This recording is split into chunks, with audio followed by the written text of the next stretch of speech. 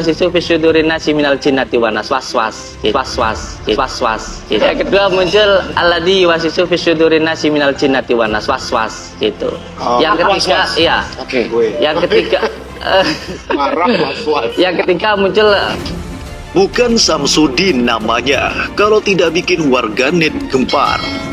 Ya, asal kutip. Gus Samsudin paparkan surat An-Nas dalam Al-Quran dengan seenaknya sendiri. Al-Quran yang paling sah untuk menafsirkan dan yang paling tahu Al-Quran adalah Allah Subhanahu wa Ta'ala dan Rasul. Teruskan, bukan Majelis Ulama Indonesia. Sampai sini kalimat kita. Kita lihat rincian secara linguistiknya, secara mantiknya, kemudian kita jawab menggunakan dalil. Bapak Ibu sekalian, kalau kita batasi kalimatnya, ingat, kalau Anda nanti ada statement seperti ini, Anda bisa jawab. Tidak ada yang lebih tahu tentang Quran kecuali Allah. Misal, pernah dengar kalimat itu? Seakan-akan ingin menafikan Anda tidak berhak menafsirkan. Yang lain tidak berhak, saya pun tidak, cuman Allah saja yang maha tahu. Ya, pernah dengar kalimat itu? Awas, hati-hati. Kalimat ini kalimat yang paling berbahaya. Ya, kalau Allah saja yang paling tahu maknanya, maka ibadah kita selama ini akan kacau segalanya. Gak benar kita. Ya. Anda pun sama. Dari mana Anda bisa sholat seperti sekarang? Anda muslim bukan? Muslim, Pak. Lihat KTP saya muslim. Sholat tidak? Sholat, Pak. Dari mana Anda bisa sholat?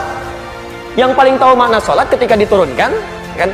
Awas, kalimat sholat pertama Al-Baqarah ayat ketiga, alladzina yu'minuna bil ghaib wa yuqimunas shalah. Setelah beriman pada Allah yang gaib, yang tak nampak, ingat kalimatnya, gaib, tidak nampak, tidak kelihatan oleh kita sekarang, kan? Hati-hati ya, tidak kelihatan oleh kita sekarang. Jangankan kita, Rasul pun, Nabi pun tidak bisa melihat Allah. Nabi Yusuf, Nabi paling ganteng semuka bumi, disebutkan di Quran, Perdana Menteri, luar biasa tampannya, saking tampannya, Masya Allah. Quran surah ke-12 ayat 31, posisi paling kanan sebelah atas, paling pojok itu. Ya, ketika lewat, Masya Allah, falamma ra'ainahu akbarnahu wa qulna hasya lillahi ma hadza bashar in hadza illa malakun karim. Ketika mereka melihat Yusuf, sampai tercengang perempuan-perempuan itu. Ya, Masya Allah, sampai memotong sebagian, mengiris sebagian tangannya, wa qata'na aydiyahunna. Ya, tercengang sampai berkata, ini sih bukan manusia, ini malaikat yang menjelma dalam diri manusia. Nabi, Rasul, manusia paling ganteng, Perdana Menteri, tetap tidak bisa melihat Allah. Anda bukan Nabi, bukan Rasul, tidak seganteng Yusuf. Anda lewat aja, ibu-ibu belum tentu kepleset gitu kan. Masya Allah, Anda nggak bisa melihat Allah, bagaimana tahu makna dari Allah? Nggak bisa gitu kan. Nggak bisa Anda katakan semua yang tahu Allah. Lantas kalau sekarang saya mau ibadah, bagaimana? Bertemu Allah aja nggak bisa. Ya, di sini kerancuannya.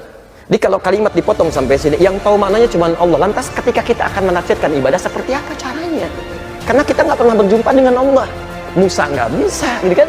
Alaihissalam. Nabi Yusuf nggak bisa, apalagi kita. Nah, sekarang kembalikan. Karena itulah kemudian, ketika Allah Subhanahu Wa Taala ingin memberikan perintah, karena kita tidak bisa menjangkaunya, ya, maka kemudian diutuslah seorang Rasul untuk menjelaskan pada kalangan umat yang sejenis dengan kita. Jadi Rasul kalangan manusia diutus manusia. Rasul kita ketika diutus, Masya Allah, istimewa, luar biasa. Ya, Nabi Muhammad SAW diutus untuk menjelaskan ayat-ayat Allah. Dan didoakan oleh Nabi Ibrahim, Nabi Ismail sebelumnya. Quran surah kedua Al-Baqarah ayat 129, posisi paling kiri sebelah atas.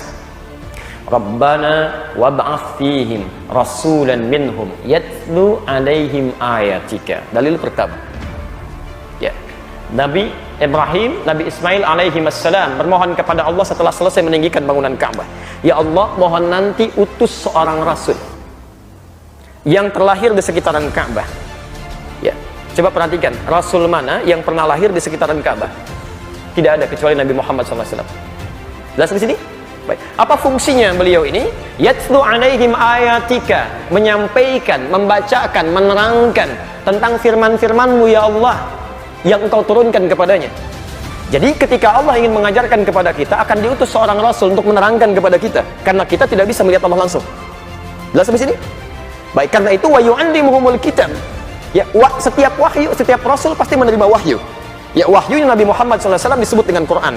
Begitu turun ayat, misal Al-Baqarah 43, wa aqimus shalah, turun ayat, dirikan salat, maka Nabi harus menyampaikannya. Tapi tidak cukup sampai situ. Wa yu'allimuhumul kitab, kemudian mengajarkan kepada kita. Begini caranya. Jelas di sini? Nah, jadi pernyataan kedua, kalau Anda ingin mendapatkan pemahaman yang benar dari Allah, mesti melewati Rasul, Nabi. Di sini kemudian ada semboyan datang kepada kita, ikutlah kepada wahyu Al-Quran, ikutlah kepada sunnah petunjuk Nabi. Jelas di sini? Baik. Nah, sekarang persoalannya, Anda pernah nggak ketemu Nabi? Awas, kita sampai harus temukan sampai kalimat Majelis Ulama Indonesia, harus sampai situ ketemunya. Ya. Baik, Anda pernah nggak ketemu Nabi? Di mimpi barangkali? Masya Allah, mimpi aja belum pernah ketemu, bagaimana bisa menerima petunjuk Nabi? Ya, belum tentu bisa ketemu. Imam Asy-Syafi'i, Masya Allah, Muhammad bin Idris Asy-Syafi'i, orang soleh luar biasa, lahir 150 Hijrah, hafal Quran, menghafal Al-Muwatta dalam semalamnya, ahli hadis, ahli tahajud, ahli siam, ahli puasa, belum ketemu Nabi dalam hidupnya. Secara fisikalnya, karena saat dilahirkan Nabi sudah wafat. Anda bukan imam, kadang-kadang di masjid jadi makmum, belum hafal Quran, bukan ahli tahajud, belum hafal hadis, bahasa Arab belepotan. Masya Allah, dibandingkan Imam Syafi'i lebih paham beliau dibandingkan dengan Anda kepada Nabi.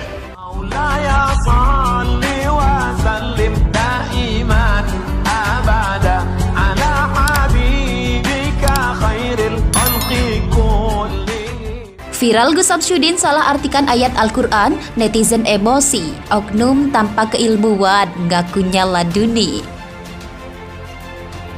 Video Gus Samsudin lagi-lagi kembali dihujat karena aksinya mengartikan salah satu ayat Al-Quran menyita perhatian publik hingga viral di media sosial.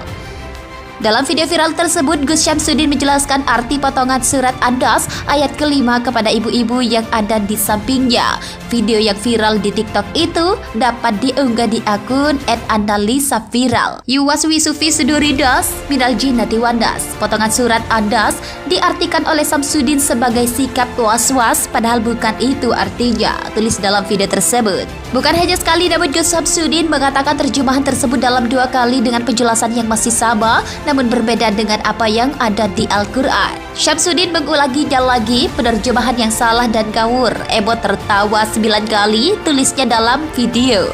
Muncul perasaan was-was karena memang jin itu masuk hanya melalui 3 hal. Yang pertama marah, yang kedua bingung atau was-was, ulang Gus Samsudin.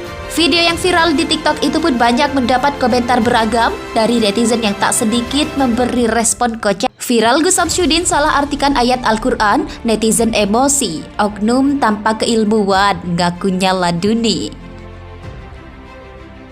Video Gus Samsudin lagi-lagi kembali dihujat karena aksinya mengartikan salah satu ayat Al-Quran menyita perhatian publik hingga viral di media sosial. Dalam video viral tersebut, Gus Samsudin menjelaskan arti potongan surat An-Nas ayat kelima kepada ibu-ibu yang ada di sampingnya. Video yang viral di TikTok itu dapat diunggah di akun @analisa_viral. Yuwaswi Sufi Suduridas minal jinnati wandas. Potongan surat An-Nas